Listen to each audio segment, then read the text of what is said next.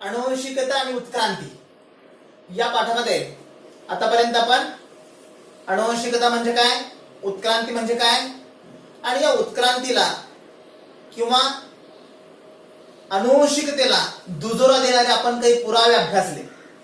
कारण पुराव्याशिवाय विश्वास ठेवायचा नाही हे विज्ञान म्हणतं किंवा वैज्ञानिक दृष्टिकोन आपल्याला हे सांगतो, जेवढा पुरावा तेवढा विश्वास, बाकी सब थोतांड. आणि मग म्हणून डार्विननं या उत्क्रांतीबद्दलचे काही पुरावे दिले. आपण त्या पुराव्यांचा अभ्यास करत होतो. या अगोदर आपण जोडणारे दुवे पाहिले. या जोडणाऱ्या दुव्यामध्ये सर्व सजीव एकमेकांपासून कसे उत्क्रांत झाले आणि मग एक विशाल दृष्टिकोन कसा जोपासता येतो ते आपल्याला त्यामधून लक्षात आलं की हे विश्वची माझे घर, हा दृष्टिकोन आपल्याला त्यामधून लक्षात येतो.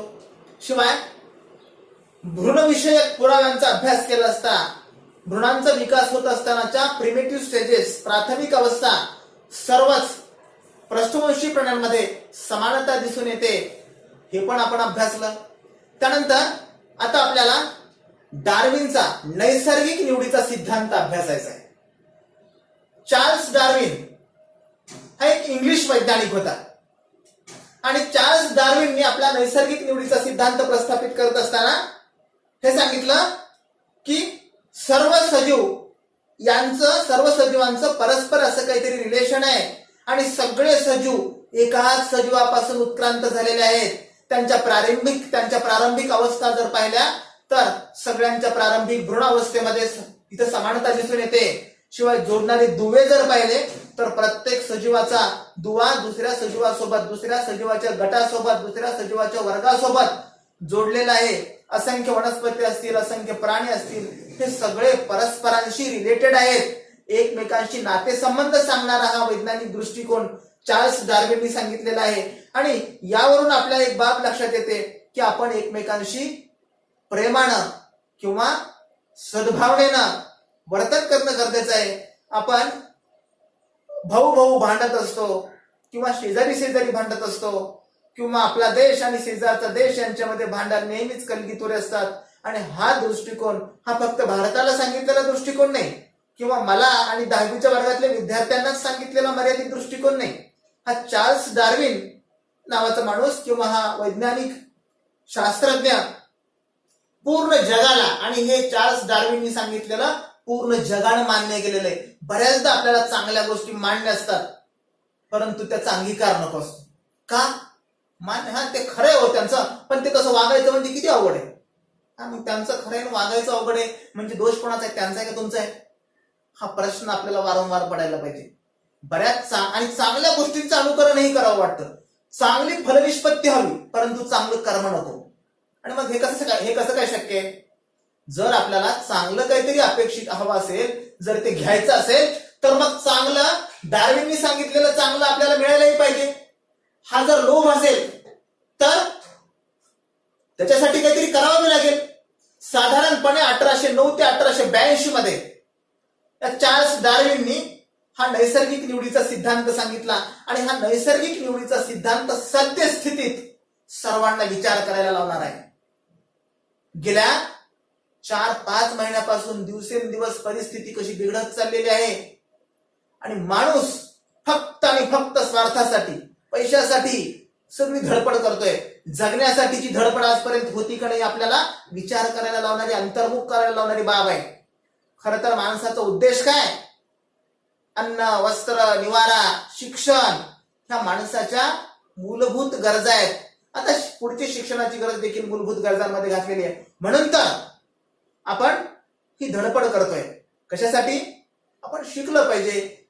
शिकेल तो टिकेल या उक्तीप्रमाणे आपल्याला टिकायचंय म्हणून आपण शिकण्याचा प्रयत्न करतोय. आणि एवढं सगळं करत असताना सुद्धा आपल्याला अडचणी येतील, पण अडचणीवर जो मात करेल तोच टिकेल, हे डार्विननं सांगितलेलं आहे. आपल्यामध्ये भरपूर दोष असतील, आपण हे सगळं करत असताना आपल्यामधलेच काहीतरी उणिवा दाखवतील. असं काही कुठं मोबाईलवर शिकता येत असतं का? घरून व्हिडिओ करून कुठं काही शिकवता येत असतं का? उगाचच काहीतरी चालू आहे. हे असलं सगळं होत राहील. परंतु हे असं सगळं होत असताना सुद्धा आजपर्यंत विश्वामध्ये विश्वामध्ये असं कुणी एकही नाही. अगदी याच्यामधून संत सुटले नाहीत, महात्मे सुटले नाहीत, महापुरुष सुटले नाहीत, समाजसुधारक सुटले नाहीत. प्रत्येकाला कोणीतरी नाव ठेवण्याची तयारी आपण स्वीकारून हे सगळं काम करतोय आणि हे करायला पाहिजे. हे डार्विननं सांगितलेलं आहे. म्हणजे डार्विननं त्याच्या नैसर्गिक निवडीच्या सिद्धांतामध्ये काय सांगितलं? नैसर्गिक निवड म्हणजे काय? सगळ्यात अगोदर डार्विनने सांगितलं की हे विश्व हे कुणी विधात्यानं निर्माण केलेलं नाही. आणि जर तुम्हाला विधाता म्हणायचंच असेल, कोणाला गॉड म्हणायचं असेल, कोणाला देव म्हणायचं असेल, कोणाला अल्लाह म्हणायचं असेल, किंवा अजून कोणाला काही परमात्मा म्हणायचं असेल, तर ते कोणाला म्हणावं लागेल? निसर्गाला म्हणावं लागेल. निसर्गापेक्षा दुसरी मूर्ती कुठलीही नाही, कुठल्याही जातीची नाही, कुठल्याही धर्माची नाही. निसर्ग सर्वश्रेष्ठ आहे. म्हणून नेचर इज गॉड हा विचार, हा सगळ्यात मोठा विचार आपल्याला डार्विननं आपल्याला म्हणजे फक्त भारतीयांना नाही तर जगाला दिलेला हा महत्वाचा विचार आहे. आणि हा विचार आपल्याला काय सांगतो की निसर्गाचे नियम आपण आपले नियम करतो. माझे नियम, माझ्या वर्गापुरते माझे नियम, माझ्या घरापुरते माझे नियम, माझ्या शाळेपुरते माझे नियम, आणि हे नियम मी ठरवलेले असतात. आणि मी ठरवत असताना त्यात माझा विचार जास्त झालेला असतो. बघा, ज्यावेळेस आपण नियम ठरवतो त्यावेळेस नियम हे कोणासाठी असतात? आपल्यासाठी. आणि ठरवणारा जर कोणी एक असेल तर तो विचार काय करतो? माझा विचार करतो, माझी याच्यामध्ये सोय झाली पाहिजे. परंतु डार्विनने स्वतःची सोय केली का हे आपल्याला पडताळून पाहण्यासाठी एक दृष्टी दिलेली आहे. बघा, ही दृष्टी आपण जर जोपासली सगळ्यांनी तर या ठिकाणी माझ्यासाठी आपण जे करतो ते आपोआप कमी होत जाऊन माझी संकल्पना जाईल आणि आपोआप आपली ही संकल्पना येईल. म्हणजे एकात्मता येईल. आपण सगळेजण या संकल्पनेमध्ये एकरूप होऊ, बांधले जाऊ. आणि हा विचार चार्ल्स डार्विननी अंगीकारलेला. सजीवांच्या सर्व जाती समान पूर्वजांपासून हजारो वर्षाच्या कालखंडामध्ये उत्क्रांत झालेल्या आहेत. हा महत्वाचा सिद्धांत चार्ल्स डार्विननी सांगितला. समान पूर्वजांपासून सगळ्या सजीवांच्या प्रजातींचा पूर्वज समान आहे. आणि मग समान पूर्वजांपासून जर आपण उत्क्रांत झालो असलो तर हे सगळे आपले आहेत, सगळे आपले आहेत. आणि हा निसर्गाचा नियम आहे. कुठल्या एका धर्माचा नाही, कुठल्या एका जातीचा नाही, कुठल्या एका वंशाचा नाही, कुणी एका माणसानं ठरवलेलं नाही, व्यक्ती नाही याच्यामध्ये. इथं व्यक्ती सापेक्षता नाही, इथं किंवा ग्रंथप्रमाण्यवाद नाही, व्यक्तिप्रमाण्यवाद नाही. आणि हा विशाल दृष्टिकोन चार्ल्स डार्विननी सांगितलेला आहे. आता या डार्विनच्या नैसर्गिक निवडीच्या सिद्धांतामध्ये निसर्गाला महत्व दिलेलं आहे, किंवा निसर्ग जसं सांगतो त्याप्रमाणे आपल्याला वागायला पाहिजे. निसर्गाचे नियम समजून घ्यायला पाहिजेत. आणि निसर्गाच्या नियमानंतर बाकी सर्वांचे नियम असतात, हे महत्वाचे. बघा, गेल्या काही दिवसामध्ये प्रत्येक आपण जगाचा जर विचार केला तर जगामध्ये प्रत्येक राष्ट्र, प्रत्येक देश, प्रत्येकाची नियमावली, प्रत्येकाची राज्यघटना वेगवेगळी आहे, प्रत्येकाचे नियम वेगळे आहेत. पण आज डार्विननी सांगितलेल्या नियमाचा उपयोग सगळे करतायत की नाही करतायत? सगळ्यांना तसं वागावं लागतंय की नाही वागावं लागत? निश्चित वागावं लागतंय. अमेरिकेसारखा स्वतःला शक्तिमान समजणारा देश सुरुवातीला मगरूर झाला होता. दाखवत म्हणतो आम्ही लॉकडाऊन पाळत नाहीत, मृत्यूला सामोरं जावं लागेल. आणि हे निसर्गाने त्यांना सांगितलं. कोणाला सांगायची धमक? आपल्यासारखा माणूस, सामान्य माणूस नाही सांगत, परंतु निसर्ग सांगतो मृत्यूला सामोरं जावं लागेल. त्यावेळेस ते ऐकत नव्हते आणि शेवटी मृत्यूचं तांडव निर्माण झालं अमेरिकेमध्ये. आणि नंतर आज कुठं त्यांच्या लक्षात आलेलं आहे आपण सुद्धा हे लॉकडाऊन किंवा बंद, हे लॉकडाऊन कुणासाठी आहे? मोठ्या शहरांसाठी आहे. तुमच्यासाठी, माझ्यासाठी, ग्रामीण भागामध्ये राहणाऱ्या कृषीशी निगडीत व्यवस्थेशी हे लॉकडाऊन नाही. आणि हा निसर्गाचा नियम आहे. आणि आज अमेरिकेसहित, चीन सहित भारतानं सुद्धा मान्य केलेलं आहे. तुम्ही मान्य केलेलं आहे, मी मान्य केलेलं आहे. म्हणून तुम्ही घरी येत, नाहीतर शिक्षण आमच्या हक्काचे आहे म्हणून आज आपण घरी बसून शिकतोय. आणि मी एकटाच घरातून शिकवतोय का? आपला हक्क आहे. मग ह्याच्यासाठी, हक्कासाठी गवगवा करायची गरज आहे का? दाखवायची गरज आहे का? तर ती निसर्गाला मान्य नाही, सद्यस्थितीत मान्य नाही, या अगोदरही नव्हतं मान्य. परंतु आपण त्याच्याकडे अक्षम्य दुर्लक्ष करत होतो. उगाचच बाजार भरवायचा, रस्त्याने सगळ्यांनी एकत्र यायचं, गर्दी करायची, शाळेत गर्दी करायची. इतकी गर्दी जितकी निसर्गाच्या मान्यते पलीकडची गर्दी आपण केली आजपर्यंत.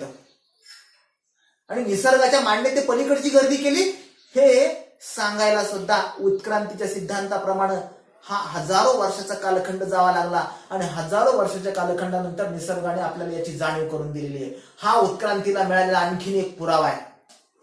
याचा आपण विचार केला पाहिजे. हे कुठल्या व्यक्तीनं सांगितलेलं नाही, निसर्गानं सांगितलेलं आहे. फक्त समजण्यासाठी आपल्याला इतका कालखंड जावा लागला. आणि म्हणून डार्विनच्या नैसर्गिक निवडीच्या सिद्धांतामध्ये डार्विननी काय सांगितलं? महत्वाचं एक वाक्य, सक्षम तेच जगतील, बाकीचे मरतील. काय म्हटलं मी? सक्षम तेच जगतील, बाकीचे मरतील. आणि मग सक्षम कोण असतील? जे निसर्गाचे नियम स्वीकारतील तेच सक्षम असतील, बाकी कुणीही नाही. तुम्ही बघताय एखाद्या देशाचा पंतप्रधान सुद्धा आजारी पडतो आणि मरतो, कारण त्याला निसर्ग नियम मान्य नाही. किंवा कुठला एखादा शिक्षण अधिकारी असेल किंवा कुणी खुर्चीवर बसलेला अधिकारी असेल, किती मोठ्या खुर्चीवरचा, निसर्ग नियमाच्या पुढं किती पैसे असू द्या कोणाकडं, निसर्ग नियम काय? जन्माला आलेला जीव मरणार आहे, आणि मग मृत्यू हे सर्वात शाश्वत सत्य आहे. आणि सगळ्यात माणसाला भीती मृत्यूची वाटते. म्हणून आज आपण सगळेजण आपल्या आपल्या घरी बसलेलो आहोत. हे डार्विनने त्याच्या नैसर्गिक निवडीच्या सिद्धांतामध्ये सांगितलेलं आहे. म्हणून लक्षात ठेवायचं, सक्षम तेच जगतील. आणि जर सक्षम व्हायचं असेल आपल्याला तर निसर्गाशी एकरूप व्हावं लागेल. शहरांशी नाही, तंत्रज्ञानाशी नाही, उद्योगधंद्यांशी नाही. आपल्याला हे दिवसेंदिवस वाढत जाणारं तंत्रज्ञान आणि उद्योगधंदे विनाशाच्या विळख्यामध्ये घेऊन चाललेले आहेत, निसर्गाची अपरिमित हानी करीत आहेत. आणि डार्विनने जे सांगितलं त्याच्यापासून आपण कुठेतरी भटकत चाललो आहोत. आणि म्हणून रस्त्यावर आणण्यासाठी आज डार्विनचा उत्क्रांतीचा सिद्धांत आणि नैसर्गिक निवडीचा सिद्धांत आपल्याला अंतर्मुख होऊन अभ्यासण्याची आवश्यकता आहे. सगळ्यांना, कुणाला एकाला नाही, हे सगळ्यांना या सर्वांची गरज आहे. आणि म्हणून डार्विनने सांगितलं, सक्षम तेच जगतील. अजून काय काय सांगितलं डार्विनने आपल्या नैसर्गिक निवडीच्या सिद्धांतामध्ये? इथं सक्षम तेच जगतील आणि त्यांच्याच प्रजाती विकसित होत जातील. आतापर्यंत माणसानं सक्षमता दाखवली, आणि म्हणून या सजीव सृष्टीमध्ये माणसाच्या प्रजाती अधिक आहेत असं आपल्याला वाटतं. असं नाहीये. परंतु सगळ्यात जास्त आपल्याकडे मायक्रो ऑर्गॅनिझम्स आहेत, सूक्ष्म जीव आहेत, जे दिसतच नाहीत आपल्याला, असंख्य आहेत, परंतु आपण मानायला तयार नाही. का? ते सक्षम आहेत, अजून जगलेले आहेत, अजून तग धरून. आपण शेफारल्यासारखं केलं माणसानं, होमोसेपियन म्हणत असताना आपण उन्मत्त झालो, आणि उन्मत्त होऊन त्यांच्यावर मात करण्यासाठी आपण वेगवेगळ्या रसायनांचा वापर केला त्यांना संपवण्यासाठी. परंतु या उत्क्रांतीच्या काळामध्ये ते देखील सक्षम होत गेले. बघा, आपल्या शेतामध्ये उगवणारं गाजर गवत, पार्थेनियम काँग्रेस ज्याला म्हणतो आपण त्याला उपटण्यासाठी वेगवेगळी तणनाशकं, कीटनाशकं वापरत गेलो आणि त्याला संपवत होतो. परंतु ते टिकून आहे अजूनही. कुठलाही एखादा जीव, प्रत्येकाला या निसर्गामध्ये डार्विनच्याच सिद्धांतामध्ये सांगितलेलं आहे, प्रत्येकाला जगण्याचा अधिकार आहे. सक्षम तेच जगतील, तेच टिकतील, तेच प्रजनन करतील. आणि निसर्गामध्ये प्रत्येक सजीवाला प्रजनन करणे प्रचंड पुनरुद्धावन क्षमता असते. प्रत्येकाला वाटतं प्रजनन करावं. आपली जीव किंवा आपली जाती सातत्य कायम टिकून ठेवण्यासाठी प्रत्येक सजीव हा प्रयत्नशील असतो. आणि हे सगळं डार्विनने आपल्या ओरिजिन ऑफ दी स्पेसीज नावाच्या ग्रंथामध्ये सांगितलेले. त्यांनी एक ग्रंथ लिहिला, धर्मग्रंथ नाही हा जगासाठी दृष्टी देणारा, प्रत्येक धर्मासाठी दृष्टी देणारा हा ग्रंथ आहे, ओरिजिन ऑफ दी स्पेसीज. या ओरिजिन ऑफ दी स्पेसीज नावाच्या ग्रंथामध्ये डार्विनने आपल्या उत्क्रांती विषयक सिद्धांत व्यवस्थितपणे मांडलेला आहे. आणि या सगळ्या कशाच्या आधारे? आपल्या निसर्गामध्ये किंवा विश्वामध्ये असणाऱ्या सगळ्या वनस्पती आणि प्राणी या सगळ्यांचं निरीक्षण करून, वारंवार प्रचिती घेऊन हा निष्कर्ष प्रस्थापित केलेला आहे, हा सिद्धांत प्रस्थापित केलेला आहे. आता हा सिद्धांत काय सांगतो? सर्व जीव प्रचंड संख्येनं पुनरुद्धावन क्षमता जपतात. म्हणजे प्रत्येकामध्ये प्रजनन क्षमता असते. प्रत्येकाला वाटतं आपलं जाती सातत्य टिकून राहावं, आपला वंश टिकला पाहिजे. आणि म्हणून आपण प्रत्येक जण म्हणतो वंशाला दिवा पाहिजे, दिवा नसली तर पंथी पाहिजे. पण आपल्याकडे दिवा आणि पंथी तयार करत करत करत आपण हिंडिगे तयार केले आणि आग लावून घेतलेली. आज आपण कुठं चाललोय याचं सुद्धा आपल्याला भान नाही राहिलं. आणि म्हणून ही दृष्टी येण्यासाठी डार्विनचा नैसर्गिक निवडीचा सिद्धांत आपल्याला अभ्यासणं गरजेचं आहे. परीक्षेमध्ये लिहिण्यासाठी नाही, तर तो आपल्याला जिवंत ठेवण्यासाठी महत्वाचा सिद्धांत आहे. आणि हे जीव एकमेकांसोबत प्रचंड स्पर्धा करतात.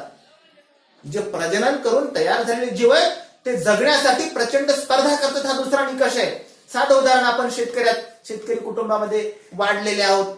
आजही आपण शेतामध्ये पीक पेरतो, उगवतो. गव्हाचं पीक जर बघितलं आपण किती दाटीवाटीनं गव्हाची गर्दी करून पेरतो. बघा, प्रत्येक आपल्या स्पर्धकासोबत जगण्यासाठी प्रयत्न करत असतो, स्पर्धा करत असतो.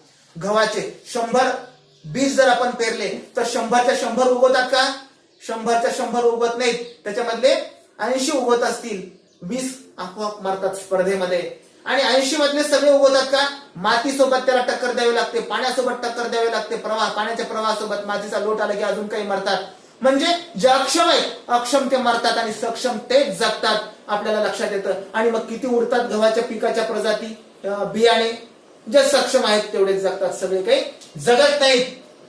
आणि या स्पर्धेमध्ये जिंकण्यासाठी आवश्यक गुणधर्म ज्यांच्यामध्ये आहे, ज्यांच्यामध्ये स्पर्धेत जिंकण्यासाठी आवश्यक गुणधर्म आहे तोच जगतो आणि बाकीचे मरतात, तोच तग धरतो. म्हणून आपल्याला स्पर्धेत जिंकायचं असेल तर आवश्यक गुणधर्म आपण टिकून ठेवायला पाहिजेत. निसर्गामध्ये सुयोग्य जीवच जगतात. कुणाला सुयोग्य? निसर्गाच्या दृष्टीने जे सुयोग्य असतात तेच जगतात. आज वनस्पती, प्राणी आणि सगळे माणसासहित सगळ्या जीवांचा जर विचार केला तर सगळ्यात जास्त सूक्ष्मजीव आहेत.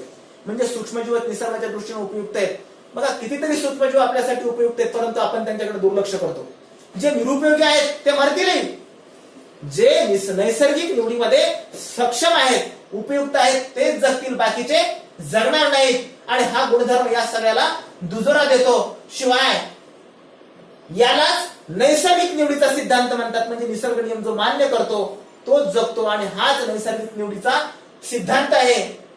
आणि जे जगले आहेत ते प्रजनन करतील, ते आपली जाती सातत्य टिकून ठेवतील, त्यांची संख्या वाढत जाईल पुनरुत्पादन केल्यामुळं. आणि आपल्याला नव्या वैशिष्ट्यासह आपल्या जातीतील, आपल्या प्रजातीतील नव्या वंशजांना ते जन्म देत जातील. अशा प्रकारे डार्विनने आपल्या नैसर्गिक निवडीच्या सिद्धांतामध्ये 1809 मध्ये सांगितलेलं आहे. आणि आज सुद्धा 2000 असलं तरी आज अजून सुद्धा आपल्याला त्या सगळ्याला सामोरं जातोय आपण. एवढं सगळं असताना डार्विनने इतकं सत्याच्या कसोट्यांवर पडताळून पाहण्याची मुभा दिलेली असताना सुद्धा, अनेक पुरावे दिलेले असताना सुद्धा, वैज्ञानिक दृष्टीनं हे दिलेले पुरावे प्रत्येकाला त्याची वारंवार प्रचिती घेत असताना सुद्धा डार्विनला सुद्धा नावं ठेवली. आज आपल्याला सुद्धा कोणीतरी नावं ठेवणारे लागले, घरून व्हिडिओ करून शिकवायला लागले. काय याच्यातून शिकणारे कोण?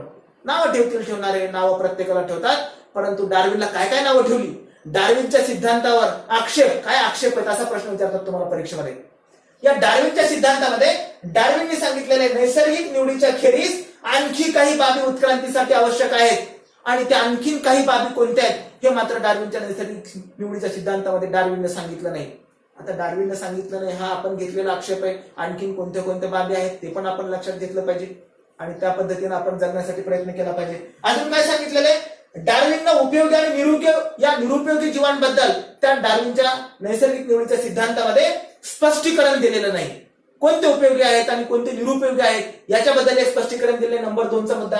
आणि नंबर 3, या सिद्धांतात सावकाश होणारे आणि एकदम होणारे बदल कोणते, सडन चेंज आणि स्लो चेंज कोणते, याच्याबद्दल डार्विनला सांगता आलं नाही. अशा प्रकारचे काही आक्षेप आहेत डार्विनच्या नैसर्गिक निवडीच्या सिद्धांतावर.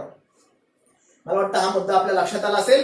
जगण्यासाठी, टिकाव धरण्यासाठी आपल्याला डार्विनचा नैसर्गिक निवडीचा सिद्धांत अंगीकारणं सद्यस्थितीत गरजेचे आहे. म्हणून सद्य परिस्थितीमध्ये आपण जे परंपरेने आज करत आलो, जे निसर्गाला मान्य नव्हतं, निसर्गाला विध्वंस मान्य नाही, निसर्गाची अपरिमित होत चाललेली हानी मान्य नाही, वाढत जाणारे उद्योगधंदे मान्य नाहीत निसर्गाला, वाढत जाणारी मोठी शहरं निसर्गाला मान्य नाहीत, वाढत जाणारी रस्त्यावरची गर्दी निसर्गाला मान्य नाही, वाढत जाणारं हॉटेलिंग निसर्गाला मान्य नाही, वाढत जाणारा देवदेवतांचा बाजार निसर्गाला मान्य नाही. आणि जे जे निसर्गाला मान्य नाही ते आता बंद झालेले, आपण त्याला नाव दिलेले लॉकडाऊन आणि आपण झालो क्वारंटाईन. आणि मग हे क्वारंटाईन आणि लॉकडाऊन आपण कायम लक्षात ठेवून आपण आपली जीवनशैली बदलण्याची गरज आहे. हे डार्विनच्या नैसर्गिक निवडीच्या सिद्धांतामधून आपल्या लक्षात येतं. वारंवार आपण करत असलेली व्यसनं आणि जे व्यसनाच्या अधीन आहेत त्यांच्याकडे प्रतिकार क्षमता नाही, ज्यांच्याकडे प्रतिकार क्षमता नाही ते आता मरत आहेत.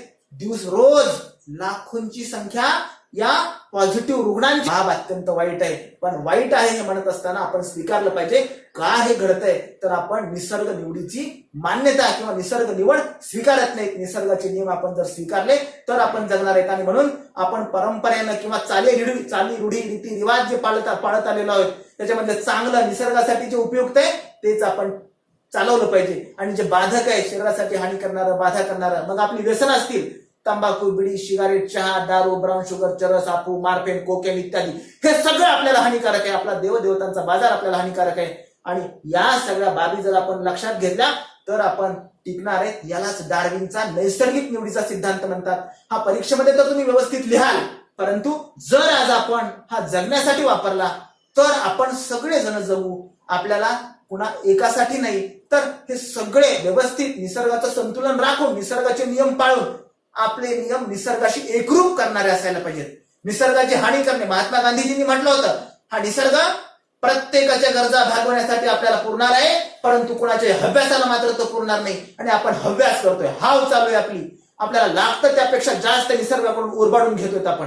निसर्गामधली साधन संपत्ती, किती साधन संपत्ती, कोणती, जे जे नॅचरल रिसोर्सेस आहेत, आणि नॅचरल रिसोर्सेस आर लिमिटेड आणि ते मर्यादित आहेत, आणि म्हणून यूज देम प्रुडंटली, शहाणपणाने त्यांचा वापर करा, हे सांगितलेले गांधीजींनी. आपण ते विसरत चाललेलो आहे. आणि म्हणून निसर्ग नियमाचा स्वीकार करून निसर्ग नियमानं जर आपण जगलो, गर्दी न करता, व्यसनाधीन न होता, आणि व्यायाम करून प्रतिकारक क्षमता वाढते. गोळ्या खाऊन वाढत नाही, औषधं खाऊन प्रतिकारक क्षमता वाढत नसते.